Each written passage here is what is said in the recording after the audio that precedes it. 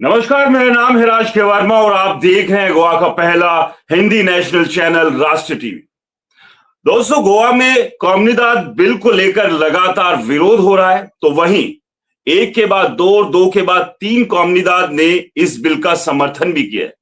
लेकिन सबसे बड़ा सवाल यह है कि जिस बिल के खिलाफ गोवा के लोग, गोवा का विपक्ष और कॉम्युनिदाद खिलाफ में खड़े हुए हैं, वहीं आखिरकार ये तीन कॉम्युनिदाद पक्ष में क्यों आए? क्या इस बिल में कुछ ऐसा है जो कि गोवा के लोगों के लिए बेहतर है, या फिर कहानी के पीछे कुछ और ही खेल चल रहा है? आज इसी मुद्दे पर बात करेंगे। हमारे साथ कुछ खास मेहमान जुड़े, उनसे पहले आपका परिचय करा देते हैं। हमारे साथ किशोर नाइक हैं, सीनियर जर्नलिस्ट हैं। नारायण नाइक हैं, एक्टिविस्ट हैं। और संजय महालेशकर है, जो कि कंप्लेनेंट है, जिन्होंने शिकायत की थी कॉम्युनिदाद लैंड पर अवैध कब्जों को लेकर। सबसे पहले किशोर जी, मैं आपके पास आऊं।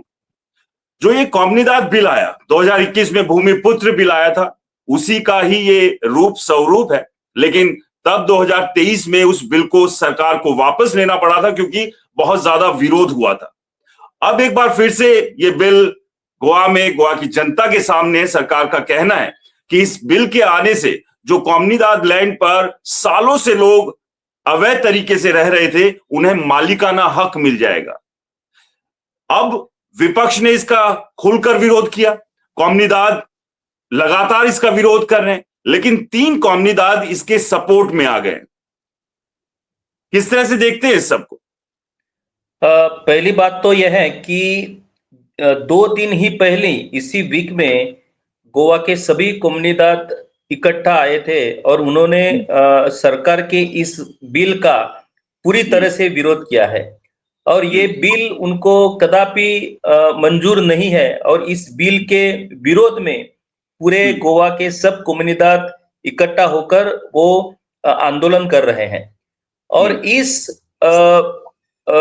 इस बैकग्राउंड पे कल जो 2 दिन पहले प्रेस कॉन्फ्रेंस हुई, और उस प्रेस कॉन्फ्रेंस ने दो कम्युनिदाद ने सरकार के इस बिल का स्वागत किया और सरकार के इस बिल को सपोर्ट किया। अभी ये जो कम्युनिदाद ने सरकार के इस बिल को सपोर्ट किया है, वो कम्युनिदाद ऑलरेडी उनके इंटरनल जो व्यवहार है, उनके इंटरनल जो कुछ जमीन के बारे में उनके जो कुछ ये है केसेस हैं, वो इस सिचुएशन में है कि उनके ऊपर गवर्नमेंट को ही एक्शन लेना है। अभी गवर्नमेंट का एक्शन उनके ऊपर हुआ तो वो दोनों कम्युनिदाद के लोग फंस जाएंगे। और इसलिए उनको, मुझे लगता है कि जिस तरह से उन्होंने प्रेस कॉन्फ्रेंस ली और ये अपना स्टैंड उन्होंने जाहिर किया, मुझे ऐसा लगता है कि उनके ऊपर किसी ना किसी तरह का पॉलिटिकल प्रेशर रहेगा, और इस पॉलिटिकल प्रेशर की वजह से उन्होंने इस बिल का समर्थन करने के लिए ये प्रेस कॉन्फ्रेंस ली है। आज के इस डिस्कशन में, डिबेट में, जो दो व्यक्ति हैं, जो दो हमारे जो मेहमान हैं, वो दोनों इस बारे में डिटेल में जानकारी देंगे, क्योंकि वो ही इस केस में कंप्लेनेंट है। और इसीलिए ये मुझे लगता है कि जिस तरह से सरकार के प्रेशर में आके ये कम्युनिदाद के लोगों ने सरकार का इस बिल का जो स्वागत किया है, ये एक घटिया तरह का एक पॉलिटिक्स है, और ये पॉलिटिक्स किसी भी कम्युनिदाद को मंजूर नहीं होगा। चलिए, मैं संजय जी और नरेश जी के पास और नारायण जी के पास भी आऊंगा, लेकिन किशोर जी, थोड़ा सा और डिटेल में हम इस चीज को समझते हैं। बिल्कुल, जो आपने आशंकाएं जताई है कि इस तरह की संभावनाएं हो सकती है, लेकिन सब कुछ संभावनाओं के साथ तो नहीं चल सकता, सबूत चाहिए होगा। इन कॉम्युनिदाद का ये कहना है कि सालों से वो कोर्ट में केस लड़ रहे हैं, कोई केस के नहीं निकल रहे। जब भी इनको तोड़ने के लिए सरकार की तरफ से प्रशासनिक जो अमला है वो पहुंचता है, तो कोई कार्रवाई नहीं होती है। ऐसे में जब ये लोग यहाँ पर इनको रेगुलराइज कर दिया जाए, इससे कॉम्युनिदाद की इनकम भी शुरू होगी, और साथ में जो एक्स्ट्रा जमीन है वो कॉम्युनिदाद को वापस मिल जाएगी। तो वो जो कोर्ट कचहरी के चक्कर में चीजें फंसी हुई थी, वो वहां फंसकर कुछ किसी को मिल नहीं रहा है। तो ऐसे में अगर कॉम्युनिदाद को एक रेवेन्यू यहां से आता है और साथ में उनको जो बाकी बची हुई जमीन भी मिलती है, तो बुराई क्या है इसमें? क्योंकि सब कुछ शक के साथ तो नहीं चल सकता ना जी। पहली बात तो यह है कि जो स्क्रिप्ट उन्होंने उस दिन प्रेस कॉन्फ्रेंस में पढ़ी, वो पूरी तरह स्क्रिप्ट जो है वो सरकार की लिखी हुई स्क्रिप्ट है, ये कोई भी बता सकता है। क्योंकि सरकार के नेता लोग भी, जो भी नेता लोग हैं, वो भी इस बिल के बारे में जब बोलते हैं तो वही स्क्रिप्ट वो बोलते हैं, उसी वही स्क्रिप्ट का जेरोक्स कॉपी मुझे लगता है इस कोमनीदाद को किसी ने दिया है, और कोमनीदाद ने भी वही स्क्रिप्ट पढ़ के दिखाई दी। देखो, पहले बात तो यह है कि कोर्ट में जो केसेस हैं वो केसेस सरकार ने एक्शन लेने के लिए वो केसेस है, लेकिन यहाँ पे सरकार एक्शन लेने के बजाय उनको लीगलाइज कर रहा है। अब क्यों लीगलाइज कर रहा है? क्योंकि वो इतने बरस से यहाँ रह रहे, क्या जो लॉ फॉलो करते हैं, जो यहाँ का कायदा फॉलो करते हैं, उनको न्याय नहीं मिलता। लेकिन जो कायदा फॉलो नहीं करते उनके बारे में हम ह्यूमैनिटेरियन ग्राउंड अगर सोचे और उनको अगर जस्टिस देने की बात करके ऐसे इलीगैलिटी को अगर लीगलाइज करे, तो क्यों ना गवर्नमेंट 1-2 महीने हम सब लोगों को दे दो। 2 महीने में आप जितने भी चाहे गवर्नमेंट लैंड या कोमनीदाद लैंड आप एंक्रोच करो, 2 महीने के बाद हम पूरी तरह से सब लीगलाइज करेंगे। गोवा में किसी को भी घर के लिए यहाँ वहां जाने की जरूरत नहीं है। हम 2 महीने देंगे, 2 महीने जब आपको देंगे तो 2 महीने में आप जहां भी जगह आपको मिलेगी सरकारी या कोमनीदाद, आप वहां पे एंक्रोच करो और वहां पे आप बिंदास घर अपना ये करो। या ऐसा नहीं हो सकता ना। सो कोमनीदाद की जो स्क्रिप्ट है वो सरकार की लिखी हुई स्क्रिप्ट है। ये कोमनीदाद इस प्रेस कॉन्फ्रेंस के बाद पूरी तरह से फंस गई है। नहीं, देखिए, बिल्कुल आप ठीक कह रहे हैं किशोर जी, क्योंकि अगर गलत चीजें हो रही हैं तो उसको बढ़ावा नहीं दिया जा सकता। और बिल्कुल ठीक बात है, फिर जब बढ़ावा दिया ही जा रहा है तो एक मौका बाकी लोगों को भी दे दिया जाए, क्योंकि कम से कम जो वो लोग तो अफसोस नहीं करेंगे। वो भी सोच सकते थे, वो कोई भी था, वो बाहर से था या गोवा का था, कि यार इतने साल पहले मैंने भी कोई कब्जा कर लिया होता तो आज मेरे भी जो है चांदी हो गई होती। खैर नारायण जी, मैं आपके पास आऊंगा, आप थोड़ा सा और इसको डिटेल में समझाएं, जो ये कोमनीदाद लैंड का जो इश्यू चला रहा है। देखिए, सबसे बड़ी बात यही समझनी होगी, जो एक इस इश्यू के का जो मेन जो सेंटर पॉइंट है वो यही है कि ये शुरुआत कैसे हुई। क्योंकि जब जमीन है, कोमनीदाद की जमीन है, और उस पर जब शुरुआत में कब्जे होने शुरू हुए तो वो तभी क्यों नहीं रोके जा सकते? अगर शुरुआत में ही उन्हें रोक दिया गया होता, आज ये प्रॉब्लम खड़ी ही नहीं होती। तो यानी कि इस खेल की जो शुरुआत हुई है वो क्या हुई, क्या इसके पीछे का पूरा खेल चला है, कौन थे वो लोग जिन्होंने फायदा उठाने लीगल एनक्रोचमेंट जो वो होने दिया? नारायण जी नमस्कार।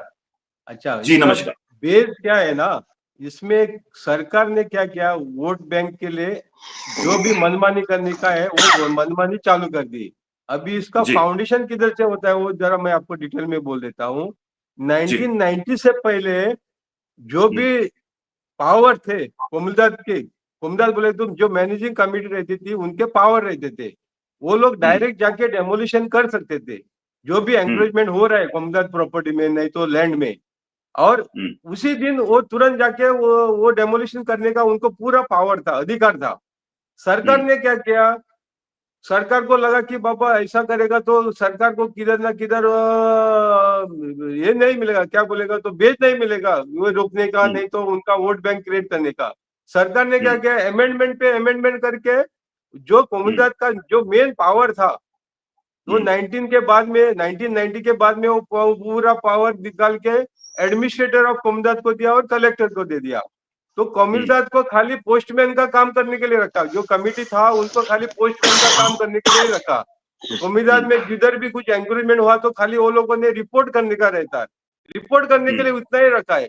बाकी एक्शन लेने का जो भी डेमोलिशन बोलता है ना, डेमोलिशन करने का, नहीं तो वैकेट करने का, जो भी एंक्रोचमेंट है वो सब पावर कलेक्टर और रेवेन्यू डिपार्टमेंट अपने पास में रखा, वो अमेंडमेंट करके।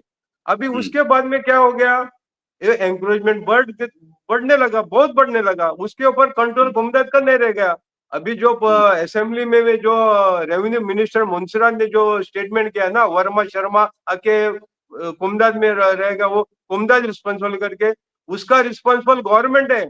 अगर कोमनीदाद को जो पावर रहता था तो वो कोमनीदाद कब का वैकेट करता था डेमोलिशन करके। ये सब जो एंक्रोचमेंट को जो प्रोत्साहन दिया है ना, ये गवर्नमेंट ने दिया है। एंकरेजमेंट बढ़ावा किया गवर्नमेंट ने किया है, और उसको अभी लगा कि बाबा हमारा वोट बैंक के ऊपर इफेक्ट हो रहा है और इसके लिए हम अभी वो लीगलाइज करने को आता है, ये प्रोपोजल लेकिन लेके आया। लेकिन नारायण जी, यहाँ पर एक सवाल कौमनीदाद के ऊपर भी तो उठ रहे हैं ना, कि हाँ। मैं नहीं कह रहा कि हाल फिलहाल के कौमनीदाद, इससे पहले जो कौमनीदाद रहे जिनके दौर में ये एंक्रोचमेंट होनी शुरू हुई थी, ये भी आरोप लग रहे हैं कि वो कुछ ऐसी साठगांठ थी, यानी कि कहीं ना कहीं कुछ फेवर लिए गए थे, वो किसी भी तरह के हो सकते हैं, उन फेवर के चलते ही उन्हें वहां पर ये इलीगल इनका एंक्रोचमेंट करने दिया गया। तो सिर्फ सरकार को ही कोसने से कैसे काम चलेगा? अगर भीतर के लोग ही मिल जाएंगे और मिली भगत करके ये सारी चीजें होने देंगे, और जो होने दी गई, तो अच्छा, वो उसका दोषी तो वो लोग भी है ना, वो कौमनीदाद भी है जिन्होंने ऐसा करा था। बिल्कुल सही है, आपकी बात सही है, लेकिन उसमें लिमिटेड जो कमलदाद है, दोषी है पूरा। अभी देखा तो कौन सा कोमदद में प्रेस कॉन्फ्रेंस लिया? एक शिकालिम दाबोलिम कोमदद ने लिया है प्रेस कॉन्फ्रेंस। अभी वो लोग तो मेन कल्प्रेट वही लोग है, जो चिकालिम और दाबोलिम कोमदद का जो कमिटी वाला जो था ना अभी थे, वो तो मेन कल्प्रेट रहे। वो लोगों ने प्लॉट बनाया 2011 में, सब डिवीजन अप्रूवल लिया गवर्नमेंट से, 2012 तो 2025 तक वो लोग प्लॉट क्यों रखा है? उनको सेलेक्टिवली वो लोगों को प्लॉट एंकरेज करने का था, और एंकरेज करते अभी उसके ऊपर 2013 में मैंने फर्स्ट कंप्लेंट दिया था एडमिनिस्ट्रेटर को, वो लोगों ने सेल डीड कर दिया without any authority, sale deed करके लिया था, कमिटी मेंबर ने सेल डीड किया था। अभी वो लोग कल जो प्रेस कॉन्फ्रेंस में बैठ के जो प्रेस ले रहे थे ना, उनका नाम पे तो प्लॉट इलीगली वो लोग ऑक्युपाई कर रहे हैं, उसमें बंगलो बनाया वो लोगों ने, बड़ा बड़ा बंगलो बनाया, उसमें एक मिनिस्टर का भी हाथ था, उसका लड़के के ऊपर उसने प्लॉट मांगा था। बाद में वो लिटिगेशन आया और असेंबली में आवाज हो गया, तो उसने बाबा मेरे को नहीं मांगता, वो पीछे हट गया।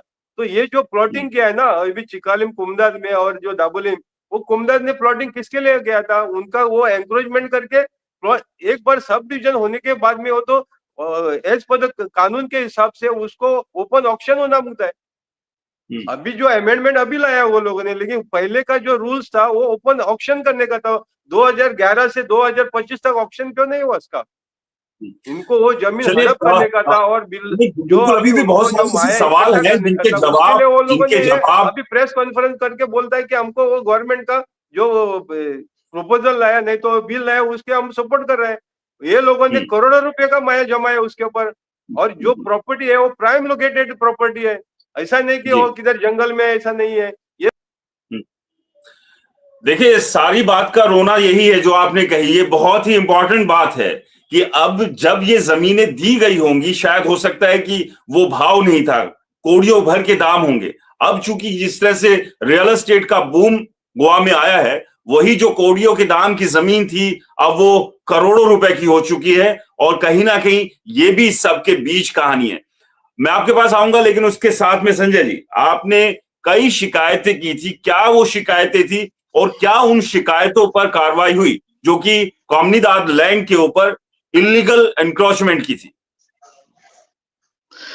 अभी रिसेंटली मैंने चिकोलना कुमदद पे कंप्लेंट की थी, और वो कंप्लेंट करके उसमें कुछ भी नहीं होगा। चिकोलना कौमनीदाद के जो अटॉर्नी हैं महेंद्र जी, हमने उनसे भी बात की थी और उन्होंने हमें कहा था कि वो जरूर इस डिबेट का हिस्सा बनेंगे, लेकिन फिलहाल अभी उनसे संपर्क नहीं हो पा रहा है। जी, आप अपनी बात पूरी की। तो कंप्लेंट के बारे में वो कुछ भी नहीं हुआ, जैसा कि हम लोग सब जगह पे सब अथॉरिटी पे कंप्लेंट किया, कोई एक जू तक नहीं हिला, ऐसा हो गया है। बाद में हम लोग सब हाईकोर्ट में अप्रोच हो गए कि एक्शन के लिए। बाद में हाईकोर्ट ने डायरेक्शन दिया कि उनको 30 डेज के अंदर तुम लोग एक्शन ले लो। अभी वो जो अटर्नी जो बोल रहे आप महेंद्र सालकर, अभी कल उन लोग संडे को जो प्रेस कॉन्फ्रेंस लिया, दो कम्युनिटी, एक चिकोलना कुमदद और एक चिकालिम कुमदद, ये जो सब मेंबर्स है, जो ऑफिस बेरर है, ये सब एक ही थाली के चट्टे बट्टे हैं। मेरा कहने का है एक ही थाली के चट्टे बट्टे हैं। उन लोग क्या किया है, ये चिकालिम कुमदद और चिकोलना कुमदद आपस में डिवीजन करके लिया है, और ये सब एक अभी के जो सरकार में जो मंत्री है उसके कहने पे हो रहा है सब। और उसने लास्ट इलेक्शन के लिए भी उसने अपना इंटरेस्ट दिखाया था, और अपना लोकल मिनिस्टर, एमएलए और मिनिस्टर, उसने बाइट भी दी है, आपके पास होगा, मैं ढूंढ रहा था, मिला नहीं मुझे। तो उसने भी बोला है कि उन लोग अच्छा काम कर रहे हैं, लोगों के लिए अच्छा ये कर रहे हैं। ऐसा नहीं है ये सब। आप चिकालिम देखो, मैं चिकोलना दिखता हूँ, ऐसा करके उन लोग जो उसके आदमी के तो डिवीजन करके डाला हुआ है। उसमें अभी 4 लोग परसों दिन प्रेस कॉन्फ्रेंस दिया है। उसमें से एक महेंद्र सालकर और एक लेडी, वो एक्स अटॉर्नी, एक्स प्रेसिडेंट है। मैं आपको उस बीच पे में भी रोकूंगा एक बार, संजय जी, एक बार मैं आपको बीच में रोकूंगा। पहले तो मैं बता हाँ दूं कि जी, महेंद्र जी जो है वो जुड़ना चाहते थे, लेकिन कोई ट्रेजेडी उनके यहाँ परिवार में या रिलेशन में हुई, इस वजह से वो नहीं जुड़ पा रहे हैं। इस सब के बीच मेरा एक और सवाल यहाँ मैं जिसको ऐड कर रहा हूँ, जो आप बात कह रहे हैं, क्या इनके कोई प्रूफ है? क्योंकि सिर्फ आरोप लगाने से नहीं होगा, क्योंकि हम ये कहते रहे कि नहीं पूरा सिस्टम चोर है। देखिए, जो चोर है वो आपको सबूत के साथ बताना होगा। सिर्फ कह देने से आरोप आप मुझ पर भी लगा सकते हो और मैं आप पर भी लगा सकता हूं, इससे साबित कुछ नहीं होगा। तो क्या जो आप आरोप लगा रहे हैं, जो आपने शिकायत की, उसके पीछे उसके साथ कोई ठोस एविडेंस है आपके पास, संजय जी? हाँ जी, अभी वही जो मैं आगे कंटिन्यू कर रहा था, जो जो है वो अपना अटॉर्नी महेंद्र सालकर, उसने 2011 में एक इलीगल ट्रांसफर ऑफ डीड किया था, जो नारायण जी को मालूम है। और नारायण जी ने वो चैलेंज करके वो डीड नन वॉइड किया है। किसने? एडमिनिस्ट्रेटर कोर्ट ने। और उस पे बोला है कि पुलिस इंक्वायरी करो करके, उसका ऑर्डर ने। तो आज तक वो पुलिस इंक्वायरी नहीं हुआ। और वहां पे एक आलिशान बंगला खड़ा हुआ है, और वो नरेंद्र जो सालकर है, वो जो उसमें चुंगल में फंसा हुआ है, उसका वीक पॉइंट वो है। और वो हर लोगों से ही ऐसे ही करता है। बोला तो किसको क्या करने का है, तुमको जगह मांगते हैं, तुम बनाओ, मगर हमको इतना पैसा देने का है। ऐसा भी लोगों ने मुझे बताया है भाई, अनऑफिशियल ऐसा भी लोगों ने बताया है। जो आप आरोप लगा रहे हैं, देखिए जो आपकी तरफ से आरोप लगाए जा रहे हैं, सिर्फ आरोप कह देने भर से नहीं होती है। मैं उन सबूतों की बात कर रहा हूं। किशोर जी, जो बात मैं आपके पास आऊंगा नारायण जी, एक बात जो नारायण जी ने कही और जो आरोप जिस तरह के संजय जी भी लगा रहे हैं, क्योंकि देखिए किसी पे आरोप लगाने देने नहीं होता है, और क्योंकि उसके लिए आपको सबूत चाहिए होते हैं, बहुत सारे प्रोसेस होते हैं। आप अगर किसी भी कमेटी का हिस्सा हैं या एडमिनिस्ट्रेशन का हिस्सा है या सरकार का हिस्सा, और जब आप काम करने जाते हैं तो उसमें गलतियां भी होती हैं और कुछ चीजें सही भी होती है। और अक्सर हम देखते हैं कि गलतियों को एड्रेस ज्यादा किया जाता है, अच्छाई की तारीफ कम होती है। तो क्या हम ये नहीं मान सकते कि अगर किसी एक इंडिविजुअल या किसी एक कॉमनीदार ने कोई लैंड ट्रांसफर की होगी या डीड होगी, हो सकता है गलती से हुई हो। और दूसरा, जो नारायण जी ने एक बात कही है कि यही जो कॉमनीदार है जो बिल के पक्ष में आए हैं, वो ही गलत है, वो ही बाकी सबको क्लीन चिट दे देना क्या सही होगा?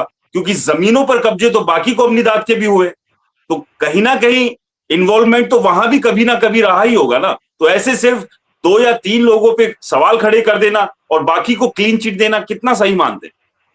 किशोर जी। पहली एक बात है कि गवर्नमेंट के लेजिस्लेशन को समर्थन देने के लिए ये 3 कम्युनिदाद आगे बढ़े हैं। बाकी के कम्युनिदाद अगर इस पूरे इलीगल एंक्रोचमेंट में अगर वो इन्वॉल्व हैं, तो वो भी आगे आने चाहिए होते गवर्नमेंट को सपोर्ट करने के लिए, लेकिन वो नहीं आए हैं। अभी उन्होंने ऐसा एंक्रोचमेंट को सपोर्ट नहीं किया, ऐसा नहीं है। उनके सपोर्ट के इतना जल्दी हम सपोर्ट के बिगड़, क्योंकि बिल पास हुए, बिल पास होने के बाद तो ऐसा नहीं था अगले दिन ही ये लोग भी आए हैं। ये लोग भी अभी रविवार और उसके बाद आना शुरू हो सकता है कि वक्त के साथ साथ और बाकी भी आने लगे। नो, वो तो हमें देखना ही है। वो तो हमें देखना है कि इन कम्युनिदाद के आगे और कौन कम्युनिदाद आगे आएंगे। क्योंकि मुझे पता है, क्योंकि आपने एक बात सही बताई कि कम्युनिदाद के कुछ लोग इस एंक्रोचमेंट में मिले हुए हैं। उनके सपोर्ट के बगैर ऐसा एंक्रोचमेंट हो ही नहीं सकता। ये तो पूरी तरह एक बात क्लियर है। अभी जो नारायण नाइक और संजय महाशेखर ने जो बताया है और जो उन्होंने आरोप किए हैं, वो आरोप सिर्फ बोलने के आरोप नहीं है। उनके कंप्लेंट में उन्होंने सारे प्रूफ लगाए हुए हैं। और इसीलिए संजय महाशेखर ने जो पिटीशन हाईकोर्ट में डाला था, वो पिटीशन हाईकोर्ट ने एक्सेप्ट किया। और हाईकोर्ट ने 30 दिन दिए हैं। 30 दिनों के अंदर 19 बंगलों जो वहां पे खड़े हैं, वो तोड़ने के लिए हाईकोर्ट ने इंस्ट्रक्शन दिए हैं। अभी तक वो ऑर्डर फॉलो नहीं हुई है। अभी नारायण नाइक जी ने जो कंप्लेंट किया है, नारायण नाइक जी ने पूरे जो प्रूफ है, डॉक्यूमेंट्री एविडेंस, वो पूरे डॉक्यूमेंट्री एविडेंस उस कंप्लेंट को अटैच किए हुए हैं। उस कंप्लेंट को एडमिनिस्ट्रेटर कोमनीदाद ने एक्सेप्ट किया है। एडमिनिस्ट्रेटर कोमनीदाद ने इंस्ट्रक्शन दिया उस कोमनीदाद को कि इस इलीगैलिटी के बारे में आपको एक्शन लेना होगा। वो जो प्रपोजल था उनका एक्शन लेने का, वो इन लोगों ने अपने लोग इकट्ठा करके वहां पे ये एक्शन हम नहीं लेंगे, ऐसा उन्होंने रिजोल्यूशन लिया। सो ये ऐसा हो रहा है कि इलीगैलिटी को आप अपने सपोर्टर को इकट्ठा करके उस इलीगैलिटी को आप एक्सेप्ट कर रहे हैं। जैसे ग्राम सभा में होता है कि ग्राम सभा में अगर आपको एक रिजोल्यूशन लेना है तो आप अपने समर्थक लोगों को वहां पे लाते हैं, एक जोर का आवाज करते हैं, वहां पे ये करते हैं, केओस करते हैं और वो रिजोल्यूशन आप पास करके देते हैं। वैसा ही मैटर इस कोमनीदाद के बारे में हुआ है।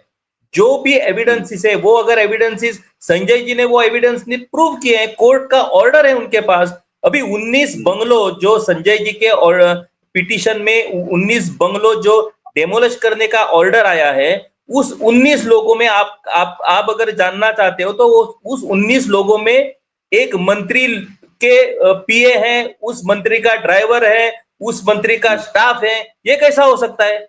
यानी इट इज क्लियर एविडेंट कि पॉलिटिकली एफिलिएटेड जो लोग हैं, पॉलिटिकली जो लोग हैं, उन लोगों को यहाँ पे प्लॉट दिए हुए हैं और कोमनीदाद की मदद से उन लोगों ने वहां पे अपने बंगलोस खड़े किए हुए हैं, लेकिन वो लीगली नहीं बैठते। अभी हाईकोर्ट ने जब ऑर्डर दिया है तो संजय महाशेखर का जो पिटीशन है वो पिटीशन एक्सेप्ट हुआ है। अभी नारायण नाइक का जो पिटीशन है वो पिटीशन एडमिनिस्ट्रेटर साउथ गोवा ने एक्सेप्ट किया है, यानी उन्होंने वो सारे प्रूफ एक्सेप्ट किए हुए हैं। लेकिन अल्टीमेटली जो एक्शन लेना है वो एक्शन गवर्नमेंट को लेना है। कोर्ट आके आपका कंस्ट्रक्शन डेमोलिश नहीं कर सकता, कोर्ट गवर्नमेंट को ही इंस्ट्रक्शन देगा। अभी यहाँ पे गवर्नमेंट और कोमनीदाद दोनों अगर मिले हुए हैं तो एक्शन कौन लेगा? तो इसलिए उनके एलिगेशन में, उनके बातों में पूरी तरह से एविडेंशियल प्रूफ है और वो प्रूफ सिद्ध हुए हैं, लेकिन एक्शन लेने में गवर्नमेंट ही आगे नहीं बढ़ता और कोमनीदाद भी आगे नहीं बढ़ता। और इसीलिए मैंने पहले से ही बताया कि यहाँ पे गवर्नमेंट और कोमनीदाद की मिली भगत है और इसी मिली भगत के वजह से ये कोमनीदाद पहले आगे बढ़ चुका है गवर्नमेंट के इस डिसीजन को समर्थन देने के लिए। अभी वो और कोमनीदाद के ऊपर भी प्रेशर डालेंगे, उनको भी ऐसे ही प्रेस कॉन्फ्रेंस लेने को बताएंगे। लेकिन मैं आपको बताता हूं, इससे पहले हाईकोर्ट और सुप्रीम कोर्ट के जो जजमेंट हुए हैं वो क्रिस्टल क्लियर हैं कि कोमनीदाद के एंक्रोचमेंट को लीगैलिटी नहीं मिल सकती। जब कोमनीदाद कोर्ट में जाएंगे तो गवर्नमेंट का ये जो बिल है वो बिल नल एंड वॉइड ही होगा। नारायण जी, जो एक बात किशोर जी कह रहे हैं, जिस कोमनीदाद लैंड पर 19 ये बंगलो बने हैं, कब बने थे? कुछ अगर आपको आइडिया हो तो कितने साल हो गए होंगे इनको? आपका माइक म्यूट है, आप माइक एक बार अनम्यूट कीजिएगा नारायण जी। अभी जी, अभी आपकी आवाज ठीक है जी। 2011 में सब डिवीजन हुआ था। 2011 में से आज 2025 तक ये लोगों ने उसमें इलीगली बंगलो बनाया है और जो गवर्नमेंट को मिलके ये लोगों ने बिल लाने के लिए अभी इनका ही हाथ है। जो अभी बिल गवर्नमेंट ने लाया उनके वे लोग भी पार्टनर है, क्योंकि उसमें मिनिस्टर का और उनका सगे वाले का सब लोग इन्वॉल्व है प्लॉट हड़प करने के लिए। अभी जो बंगलो बना है ना, उसमें गवर्नमेंट ने उनको सपोर्ट के लिए EHN नंबर का एक कॉन्सेप्ट लाया था। EHN नंबर बोलते इलीगल हाउसेस के लिए एक नंबर लेने के लिए, वो बंगले के लिए भी वो लोगों ने EHN नंबर लिया है। और सब डिवीजन प्लॉट जो अभी गवर्नमेंट ने और एक नया बिल लाया है कि जो शेयर होल्डर है, नहीं तो जो गांवकर है, उनके लिए जो बिना घर वाले हैं उनको घर के लिए प्लॉट दे सकता है करके। अभी पहले से ही उसमें इलीगल एंक्रोचमेंट है, उसके ऊपर 2011 से में से आज तक 2024 तक मेरा कंप्लेंट है विद एविडेंस, फोटो के साथ में एडमिनिस्ट्रेटर को गया, कलेक्टर को गया, रेवेन्यू डिपार्टमेंट को गया। और मेन बात है, जो मेरा कंप्लेंट विद डॉक्यूमेंट गया था, एडमिनिस्ट्रेटर ने पुलिस कंप्लेंट फाइल किया था वास्को पुलिस स्टेशन में। 2014 में पुलिस स्टेशन में कंप्लेंट फाइल किया था। अभी कलेक्टर जो एडमिनिस्ट्रेटर है वो एडिशनल कलेक्टर का लेवल है। उसने जब कंप्लेंट फाइल किया 2014 में, तो 2025 तक उनके ऊपर एफआईआर नहीं रजिस्टर होता है। तो उसमें मिली भगत नहीं क्या सरकार के और जो कमिटी मेंबर है उनकी तो मिली भगत है, और उनके ऊपर एक्शन नहीं हो रहा है करके ही तो आज ये इलीगल एंकरेजमेंट होके बंगलो बनाया, और वो भी EHN नंबर के ऊपर। और ये EHN नंबर के ऊपर बंगलो बनाने के बाद में सरकार अभी उनको प्रोटेक्ट करने के लिए बिल ला रहे हैं। जो sub division plot open auction होने का था वो ऑक्शन हुआ नहीं, पब्लिक ऑक्शन होना का था, वो तो हुआ ही नहीं। अभी ये लोग क्या करता है, 2000 का रेट में जो 1.5 लाख का एरिया का पर स्क्वायर मीटर रेट चल रहा है, उसमें 2000 का रेट में वो लोग पर स्क्वायर मीटर रेट देके वो लीगलाइज कर रहे हैं। तो ये एविडेंस के साथ में है ना, ऐसा नहीं कि हम लोग क्या रणनीति होगी आप लोगों एविडेंस के साथ है। और उसमें मैंने जो अटॉर्नी था उसको सस्पेंड भी कर दिया था, और उसका प्रपोजल गवर्नमेंट को भेजा था उसको टर्मिनेट करने के लिए, वो आज तक हुआ नहीं। और वही अटॉर्नी जो सस्पेंड हुआ था उसका भी प्लॉट है, उसको वो कल बैठ के प्रेस कॉन्फ्रेंस में बोल रहा है कि गरीब लोग करके। अरे वो लोग खुद का पहला बोलो ना, वो लोगों ने जो एंकरेजमेंट करके प्लॉट लिया है उसका पहला बोलो, उसके बाद में वो लोग गरीब लोग का बोलने दो ना उनको। उसके ऊपर एक्शन क्यों नहीं हो रहा है? जी नायक जी। और संजय जी, अब आगे की क्या रणनीति होगी, आगे क्या प्लान्स हैं आप लोगों के? इस बिल तो आ गया है, और अब बिल आ गया है तो जो चीजें जिसे हम इलीगल कह रहे हैं वो अब लीगल भी हो जाएंगी। और अब आगे आप लोगों की क्या रणनीति होगी इस सब को लेकर, इस बिल को लेकर खास तौर से? आगे जो जो हमारे कुमदत में हमारे समर्थन में रहेंगे तो हम लोग अभी कोर्ट में जाएंगे। ऑलमोस्ट जा रहे हैं हम लोग अभी। अभी तो गैजेट नोटिफिकेशन नहीं आया। कम्युनिटी का समर्थन है जो कि ये कह रहे हैं कि वो कोर्ट में जा रहे हैं आपके? मेजर है, एंटायर साउथ गोवा है। नंबर आप हमें बता सके? Entire south Goa, north Goa है। उसमें से गिने चुने 2-3 कुमदत छोड़े तो उतना ये नहीं है नंबर, ऐसा है। जी किशोर जी, एक बात जी, आप कुछ कह रहे हैं जी, पूरी कीजिए बात संजय जी। हाँ जी। अभी वो दिन प्रेस कॉन्फ्रेंस के बारे में जो हुआ, जो इन सपोर्ट में आए हैं उनको, चिकालीम और बगमालो कोमुनिदाद, जो ये 4 लोग थे, 4 में से महेंद्र सालकर हो गया, उसने इलीगल बंगलो बनाया है, जैसे वो नारायण जी को मालूम है। सबकी एक आपसे अनुरोध है, क्योंकि किसी इंडिविजुअल पे अगर हम आरोप लगा रहे हैं तो मेरा कहना है कि वो सबूतों के साथ चीज होनी चाहिए। नहीं, सबूत के आधार पे ही है, आधार पे ही है। समर्थन राजनीति भी नहीं करता है जी। कमियां हैं, खामियां हैं। जिसने अगर गलत किया है, किसी ने चोरी की है, तो वो सजा मिलनी चाहिए जी। बराबर, सबूत के आधार पर ही है, एक बात हो गया। दूसरा, जो उसमें एक मिस्टर मानेल करके है, मानेल, उसमें जो प्रेस कॉन्फ्रेंस पे थे करके, उसने अपने लड़के के लिए 400 स्क्वायर मीटर एलोकेशन के लिए मांगा था। Whereas he is a present attorney of Chicalim कोमुनिदाद, और वो एज पर वो लॉ वो कर नहीं सकते, एक हो गया। और दूसरा, उसके साथ में अपना लोकल मिनिस्टर और MLA, उसके लड़के ने भी सेम लोकेशन पे 400 स्क्वायर मीटर के लिए मांगा था। तो मैंने उसके ऊपर कंप्लेंट करके वो उसने विड्रॉ किया, और उसने वो एफिडेविट पीछे ले लिया। और दूसरा, वो जो मिस्टर मानेल का लड़का, अभी भी वो पिटिशन चालू है एडमिनिस्ट्रेटर में, हियरिंग हो रहा है उसका, इसलिए। किशोर जी, एक और बात यहाँ थी, विपक्ष जो एक लगातार इस बात को कह रहा था, और बहुत सारे लोग भी ये कह रहे थे कि जो कोमुनिदाद लैंड के ऊपर जो इलीगल इंक्रोचमेंट है, ये ज्यादातर वो लोग हैं जो दूसरे राज्यों से आकर यहां पर बसे। कितना सही है ये? राज जी, पहले एक बात हमको समझ लेनी चाहिए कि जो गवर्नमेंट ने रिसेंटली 3 मेजर डिसीजन लिए हैं। एक, गवर्नमेंट एंक्रोचमेंट का लीगलाइजेशन, दूसरा कोमुनिदाद एंक्रोचमेंट लीगलाइजेशन, और तीसरा 20 पॉइंट प्रोग्राम के जो घर थे, उन 20 पॉइंट प्रोग्राम को हम रेगुलराइज और लीगलाइज करेंगे। अभी आप अगर देखें, ये 3 जो लॉ गवर्नमेंट ने लाए हैं, वो किस लिए लाए हैं? क्योंकि गवर्नमेंट को ऑन ह्यूमैनिटेरियन ग्राउंड इन लोगों के बारे में कुछ मानवतावाद गवर्नमेंट का जागरूक हुआ, उनको लगा कि ये लोग और कितनी बरस तक ऐसे जिएंगे, हमको उनको हेल्प करना, ऐसा कुछ नहीं है। आई एम टेलिंग यू, ये तीन ही बिल गवर्नमेंट को लाने पड़े, क्योंकि अगर गवर्नमेंट ये 3 बिल नहीं लाए तो गवर्नमेंट को कोर्ट के ऑर्डर्स का इंप्लीमेंटेशन करना होगा और ये सब डिमोलिश करने होंगे। हाई कोर्ट का जो ऑर्डर है, वो हाई कोर्ट का ऑर्डर क्रिस्टल क्लियर है, गवर्नमेंट लैंड के ऊपर और कम्युनिदाद लैंड के ऊपर जो एंक्रोचमेंट है, उन एंक्रोचमेंट के ऊपर सरकार को एक्शन लेनी है। और सरकार टाइम एंड अगेन कोर्ट से टाइम मंगा रहा है, और टाइम मंगा के अभी इस अधिवेशन का ये मुहूर्त देखकर सरकार ने ये बिल लाए हैं। Now government is force to bring this bill to protect the interest of the people. अभी ये गवर्नमेंट का तो काम ही है, क्योंकि वो लोगों के प्रतिनिधि हैं, उनको लोगों को प्रोटेक्ट करना है। लेकिन लोगों को प्रोटेक्ट करने के नाम से इलीगैलिटी को प्रोटेक्ट करना कितना सही है, ये सबसे बहुत बड़ा और मुख्य प्रश्न है। दूसरी बात, जो 20 पॉइंट प्रोग्राम के घर लीगलाइज करने का जो एक दावा और जो बात गवर्नमेंट ने बताई है, उसी के बारे में भी हाईकोर्ट ने ऑर्डर दिया है कि जो भी 20 पॉइंट प्रोग्राम में इलीगलिटीज है उनके ऊपर आपको एक्शन लेना होगा। अभी वो इलीगलिटीज प्रोटेक्ट करने के लिए गवर्नमेंट ने ये लॉ लाया है। सो ये तीनों जो लॉ गवर्नमेंट ने लाए हैं, government is force to bring this law. एक बात, अभी आपने जो सवाल किया है कि इस सारे कम्युनिदाद में जो लोग हैं वो माइग्रेंट ही है क्या, नहीं है।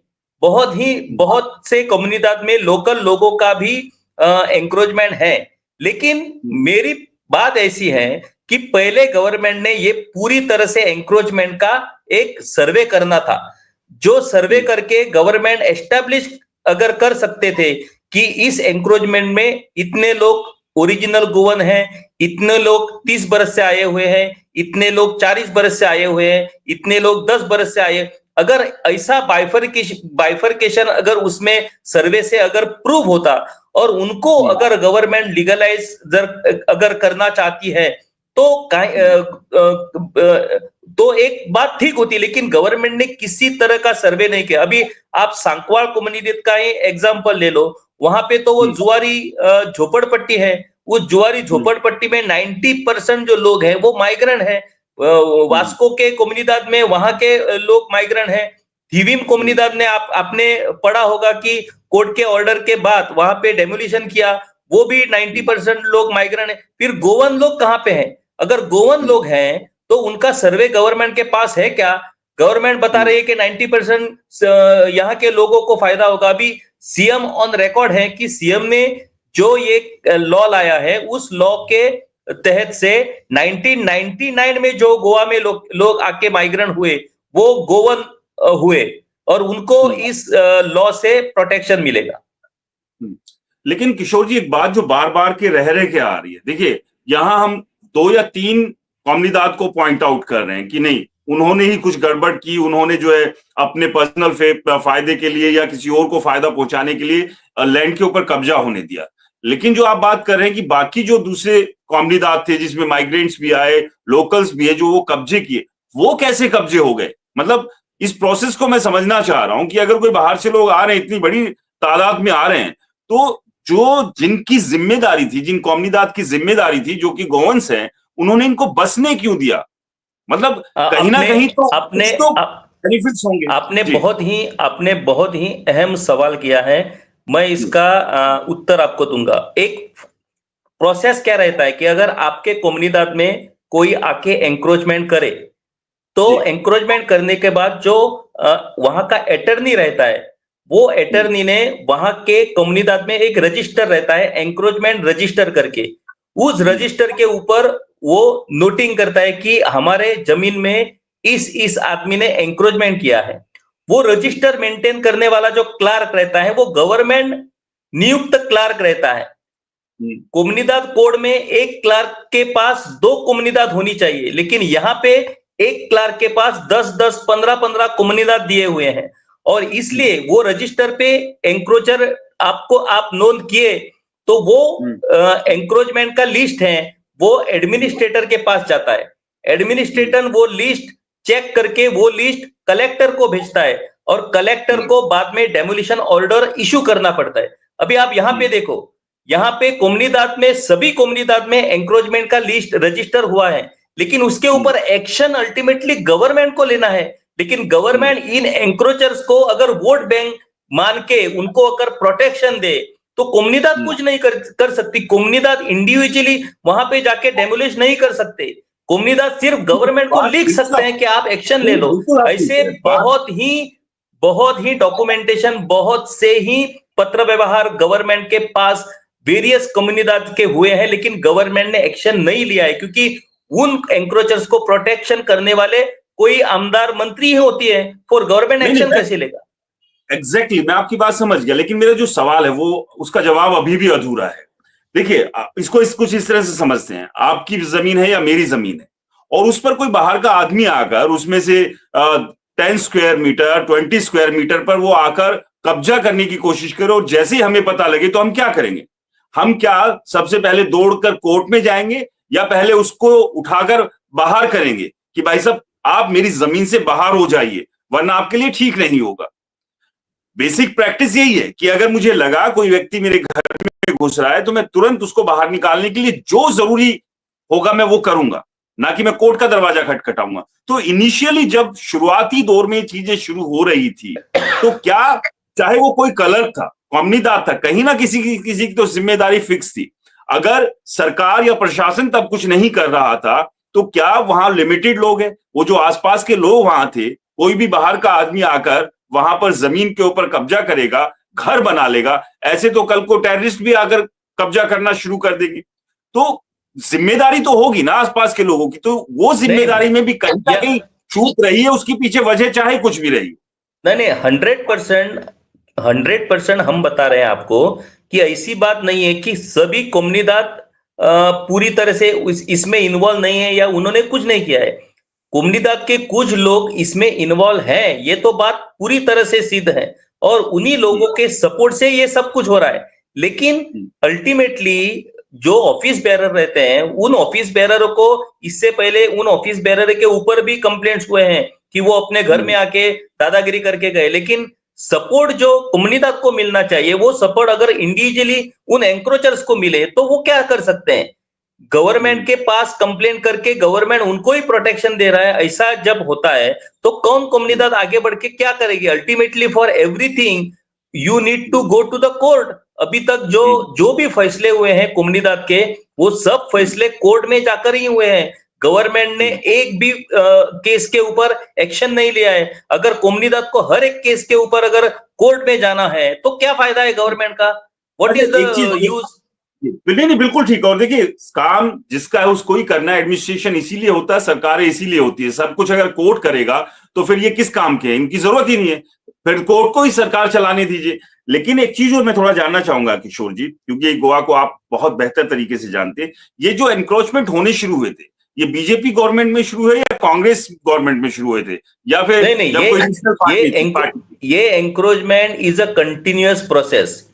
सी एंक्रोचमेंट इज अ कंटिन्यू। आपको मैं बताना चाहता हूं कि इसी एंक्रोचर्स को पहले कांग्रेस प्रोटेक्शन देती थी, क्योंकि ये एंक्रोचर्स उनके वोट बैंक थे पहले, अभी वो बीजेपी के वोट बैंक बन चुके हैं। सो अल्टीमेटली ये पास ऑन हो रहा है। हर एक कॉन्स्टिट्यूएंसी में अगर आप देखें तो ऐसे वोट बैंक है जो 1500 या 2000 ऐसे वोट हैं, और वो वोट जीतने के लिए बहुत ही इंपॉर्टेंट वोट रहते हैं। जिनकी भी सरकार आती है, वो सरकार क्या करती है, इलेक्शन के पहले 6 महीने पहले उन सब लोगों को नोटिस भेजती है कि आपका कंस्ट्रक्शन डेमोलिश हो जाएगा, आपके ऊपर एक्शन हो जाएगा। और वो लोग दौड़ के उन लीडरों के पास जाती हैं, और वो लीडर इस बात का पूरी तरह से अपने इलेक्शन में फायदा उठाता है। ये प्रोसेस पिछली कितने से बरस से ये प्रोसेस शुरू है। So it is not like that कि बीजेपी की ही टेन्योर में ये सर्व एंक्रोचर है। लेकिन अब ये जो वोट बैंक है वो पूरी तरह बीजेपी के साथ है। बीजेपी के जो आमदार है, उस आमदार को इस वोट बैंक का फायदा हो रहा है, और इसीलिए अभी बीजेपी उनको प्रोटेक्ट करना चाहती है। ये तो सिंपल बात है। और दूसरी बात यह है कि ये एंक्रोचमेंट जो है उसका कोई भी सर्वे नहीं हुआ है। अभी गवर्नमेंट जो बता रही है कि ये लोकल हैं, वो बाहर से हैं। बाहर से भी अगर हो, मैं बताना चाहता हूं आपको, बाहर से भी अगर हो तो वो लोग यहाँ पे काम करते हैं जो काम करने के लिए गोवा के लोग तैयार नहीं है। अभी आप सफाई कर्मचारी देखो, म्युनिसिपालिटीज के कर्मचारी देखो। मैं बताना चाहता हूं कि जो ह्यूमन रिसोर्स हमारे स्टेट के लिए इंपॉर्टेंट है, जो मनुष्य बल हमारे राज्य के लिए महत्वपूर्ण है, वो मनुष्य बल को घर देने की जिम्मेदारी गवर्नमेंट की है। गवर्नमेंट इजीली वो लैंड एक्वायर करके उनको घर दिला सकती है, लेकिन एंक्रोचमेंट अगर गवर्नमेंट प्रमोट करने लगे और एंक्रोचमेंट करके उसको लीगलाइज करने लगे तो इसमें कोई ये नहीं होगा। तो इसीलिए ये वोट बैंक, अभी जो भी सरकार रहती है सत्ता में, उसी सरकार के साथ ये वोट बैंक रहती है और इसीलिए बीजेपी इस वोट बैंक को प्रोटेक्शन करना चाहती है। चलिए, खैर अभी भी बहुत सारे ऐसे सवाल हैं जिनके जवाब का इंतजार सभी को है। इंडिविजुअल जो आरोप है उनका हम लोग समर्थन नहीं करते हैं अगर सबूत नहीं है, लेकिन इस सबके बीच जो सबसे बड़ी बात है, इलीगल एनक्रोचमेंट, चाहे वो गोवा के व्यक्ति ने किया हो या बाहर के व्यक्ति ने किया है, अगर गलत है तो वो सभी के लिए गलत है। लेकिन बड़ी बात यह है कि बिल आ चुका है और इस बिल को आने के बाद जहां एक तरफ विरोध था, वहां जो समर्थन आ रहा है उस समर्थन के ऊपर भी सवाल खड़े हो रहे हैं कि आखिरकार इस समर्थन के पीछे का खेल क्या है। आने वाला वक्त अब बताएगा कि बाकी के कॉमनीदाद का क्या रुख रहने वाला है। और अब जिस तरह से 2021 में भूमिपुत्र बिल आया था जो 2023 में सरकार को वापस लेना पड़ा था, क्या वही हाल इस बिल का भी होगा? इसका इंतजार भी सभी को है। आप सभी का बहुत बहुत धन्यवाद आज की इस बहस में जुड़ने के लिए। नमस्कार।